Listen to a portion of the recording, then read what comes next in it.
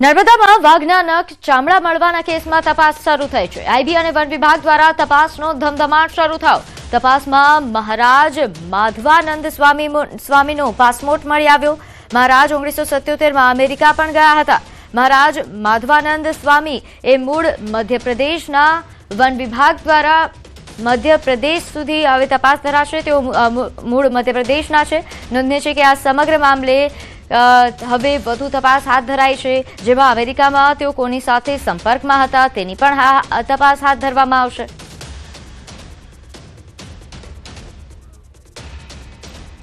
તો આપને જણાવી દઈએ કે હાલ જે આ વાઘના નખ ચામડાનો જે મુદ્દામાલ મળી આવ્યો હતો તે મામલે તપાસ શરૂ થઈ છે। વધુ વિગત સાથે મારી સાથે સંવાદદાતા દીપક જોડાઈ ગયા છે। દીપક, આ મામલે શું અપડેટ પ્રાપ્ત થઈ રહ્યા છે? બિલકુલ, ખાસ વાત કરીએ તો જે ગઈકાલે જે ધર્મેશ્વર મહાદેવ મંદિર ખાતેથી જે 40 જેટલા વાઘના જે ચામડા અને 133 જેટલા જે નખ મળી આવ્યા હતા વન વિભાગને, જેની મેં ખાસ વાત કરી તો જે મહંત હતા એ મહંત ના આજે આઈબી અને વન વિભાગની તપાસ દરમિયાન પાસપોર્ટ એમના હાથમાં આવી ચૂક્યો છે। આ પાસપોર્ટ જે છે જેઓ 1977માં કહી શકાય કે જેઓ અમેરિકા પણ ગયા હતા અને અમેરિકા બાદ એ ફરી 2083માં અહીં આવી ચૂક્યા હતા। એટલે કહી શકાય કે જ્યાં પાસપોર્ટ મળ્યો છે એટલે એમના સીધા કનેક્શન કદાચ અમેરિકા પણ હોઈ શકે, જે તપાસ વન વિભાગ એ તરફ બી કરી રહી છે। બીજી તરફ તે મહંત જે છે મધ્યપ્રદેશના છે અને મધ્યપ્રદેશમાં વાઘની સંખ્યા વધારે છે, એટલે આ મહંત ભલે ગુજરી ચૂક્યા છે, એમનું નિધન થઈ ચૂક્યું છે, પરંતુ વન વિભાગ જે છે હવે મધ્યપ્રદેશ તરફ તપાસના દોર શરૂ કર્યા છે। એટલે કહી શકાય કે જે ગુજરાતમાં એક પહેલો કિસ્સો હશે કે 40 જેટલા વાઘના જે ચામડા મળ્યા અને નખ મળ્યા છે, જેને લઈ હાલ તંત્ર જે છે તે ધમધમાટ એની તપાસ શરૂ કરી દીધી છે। જી આભાર માહિતી આપવા બદલ।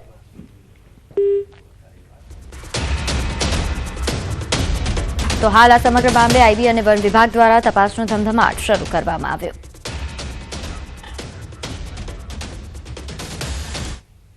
તો હવે વાત સોમનાથ સ્વાભિમાન પર્વની।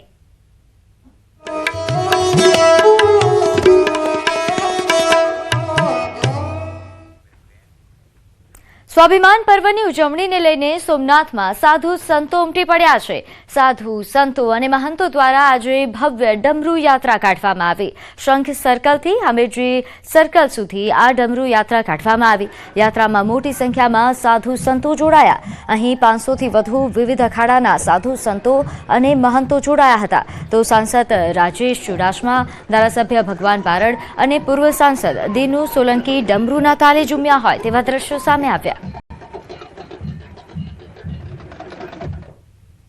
સ્વાભિમાન પર્વની ઉજવણીના ભાગરૂપે હાલ રેલી છે તે કાઢવામાં આવી છે। જોઈ શકાય છે જે પ્રમાણે ગુજરાતભરના અનેક સાધુ સંતો છે તે અહીં ઉપસ્થિત છે। સાધુ સંતોની ઉપસ્થિતિમાં આ જે ડમરૂ રેલી છે તે સંઘ સર્કલથી લઈ અને હમીરજી સર્કલ સુધી કાઢવામાં આવી રહી છે। જો કે આ ડમરૂ રેલીની અંદર બહોળી સંખ્યામાં સાધુ સંતો છે તે જોડાયા છે અને આ પ્રભાસ ક્ષેત્ર છે તે હાલ કૈલાસમય બન્યું હોય તે પ્રકારના દ્રશ્યો છે તે પણ સામે આવી રહ્યા છે અને પ્રભાસ ક્ષેત્રના જે તમામ લોકો છે તેઓ પણ સાધુ સંતો અને મહંતોને જોવા માટે થઈને અહીં ઉપસ્થિત જોવા મળી રહ્યા છે। કહી શકાય કે જે પ્રમાણે સ્વાભિમાન સોમનાથ પર્વની જે ઉજવણી થઈ રહી છે અને તેમના એક ભાગરૂપે આ સાધુ સંતોની જે ડમરૂ રેલી છે તે સૌથી મોટું આકર્ષણનું કેન્દ્ર બન્યું છે અને લોકો પણ ઉત્સાહપૂર્વક આ ડમરૂ રેલી છે તે નિહાળી રહ્યા છે। દિનેશ સોલંકી, ન્યૂઝ 18 ગુજરાતી, ગીર સોમનાથ। તો સોમનાથ મંદિરના ટ્રસ્ટી પીકે લહેરીએ સોમનાથનો ભવ્ય ઇતિહાસ વર્ણવ્યો। પ્રથમ મંદિર સોમ એટલે કે ચંદ્રએ બંધાવેલું એટલે તે સોમનાથ તરીકે ઓળખાય છે। અહીં સ્કંદ પુરાણની માન્યતા પ્રમાણે રાવણ અને કૃષ્ણએ સોમનાથનું નિર્માણ કર્યું છે। વર્ષ 1026માં મહંમદ ગજનવીએ કરેલા આક્રમણ અને રાજા ભીમદેવ દ્વારા કરાયેલા પુનઃનિર્માણની વિગતો તેમણે વર્ણવી। સાથે જ તેમણે ઉમેર્યું કે 2010માં વડાપ્રધાન નરેન્દ્ર મોદી ટ્રસ્ટમાં જોડાયા બાદ યાત્રીઓની સુવિધામાં અનેક ગણો વધારો થયો છે।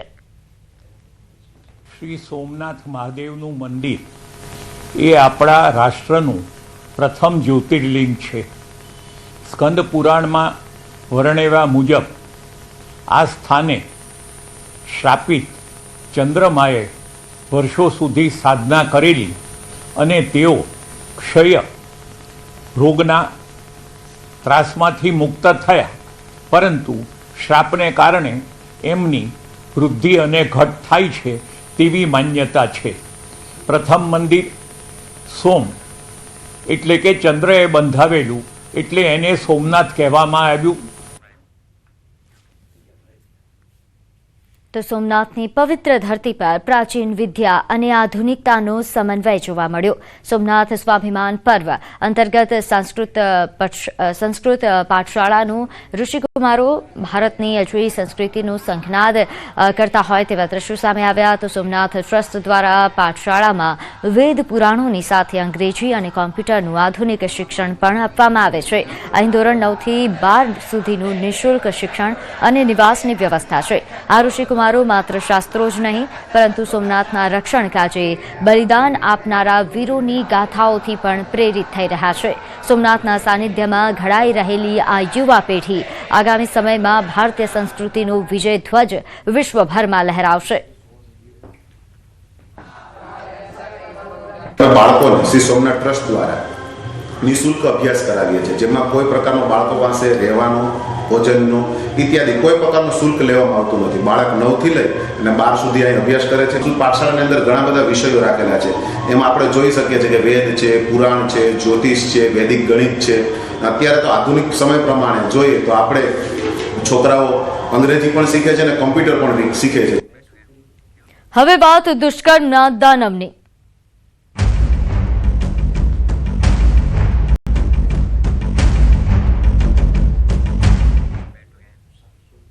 વડોદરામાં સગીરા પર સામૂહિક દુષ્કર્મની ઘટના સામે આવી છે. નરાધમોએ 4 કલાક સુધી સગીરાને ગોંધી રાખી અને દુષ્કર્મ આચર્યું. નવાયાર્ડ વિસ્તારમાં આ ઘટના બની, જ્યાં 2 નરાધમોએ સગીરાને મકાનમાં લઈ જઈ દુષ્કર્મ આચર્યું. પીડિતાને મેડિકલ તપાસ માટે હોસ્પિટલ ખસેડાઈ છે. હર્ષિત મેકવાન અને હેપ્પી નામના શખ્સે આ દુષ્કર્મ આચર્યા હોવાની વિગત છે. પીડિતાના સ્વજનો દ્વારા એસએસજી હોસ્પિટલ ખાતે હોબાળો કરવામાં આવ્યો. ફતેગંજ પોલીસ મથકે ગુનો નોંધાયો છે. પોલીસે હર્ષિતની ધરપકડ કરી છે, પરંતુ હજુ હેપ્પી નામનો શખ્સ ફરાર છે. પોલીસ પર આરોપીઓને બચાવવાનો પણ આક્ષેપ થઈ રહ્યો છે. કલાકો સુધી પોલીસે કાર્યવાહી ન કર્યા હોવાનો પરિવારનો આક્ષેપ છે. આરોપીઓને કડક સજા આપવા માટે પરિવારે માંગ કરી. कि 1 बजे दोपहर में लड़की के साथ दुष्कर्म हो रहा है. 4 लड़के कर रहे हैं, उसके साथ रेप कर रहे हैं, गैंग रेप कर रहे हैं. बाहर से कुंडी लगी हुई है. उसके माँ बाप बेचारे ढूंढते फिर रहे हैं उस लड़की को. हमारी सिर्फ और ये पब्लिक जितनी खड़ी, इनकी एक ही मांग है, ये जो भी दोषी है इनको फांसी की सजा, कम से कम फांसी की सजा तो होना चाहिए. इतनी हमारी सरकार से, प्रशासन से सबसे विनती करके हम हाथ जोड़ के विनती करते हैं कि इनको फांसी की सजा होना चाहिए. और તો આ તરફ નવસારીમાં વાંસદામાં સગીરા પર સામૂહિક દુષ્કર્મ, સગીરાના મિત્રો પર ગેંગરેપ કર્યાનો આરોપ. સગીરાએ પરિવારને આપવીતી જણાવી, જે બાદ પોલીસે ફરિયાદના આધારે આરોપીઓની ધરપકડ કરી.